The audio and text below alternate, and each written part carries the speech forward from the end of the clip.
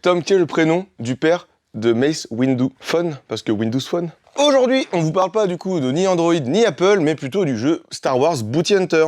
Un petit jeu de draft de 2 à 6 joueurs où chacun des joueurs vont devoir marquer le plus de points de victoire avant la fin de la partie. Chaque joueur va donc récupérer une carte dans chaque paquet, l'ajouter à sa main. On va prendre une carte d'un paquet qu'on le souhaite, soit on défausse une carte de notre main pour gagner un crédit, soit on va la mettre devant nous. On échange nos mains, on recommence et ainsi de suite. Pour collecter une cible, il va falloir faire appel à des Bounty Hunters. On peut aussi soudoyer, donc recruter des droïdes qui donnent aussi des aides aux Bounty Hunters pour capturer les cibles. Il faut que la somme totale des couleurs soit égale ou supérieure à toutes les valeurs imposées par la cible. Une fois que la cible est capturée, du coup on la met devant soi et au bout de 4 cibles capturées, on arrête la partie, on compte les nombres de points de victoire. Les chasseurs de primes vont donc aussi nous donner des points négatifs. Il va falloir donc jauger stratégiquement du coup nos choix de cartes. Le petit twist, c'est qu'on va avoir une sorte de gestion de ressources à l'aide des crédits, car les droïdes sont quand même relativement importants pour aider les Bounty Hunters. On va donc avoir les cibles, les chasseurs de primes, les droïdes, les cartes contrat, donc celles-ci,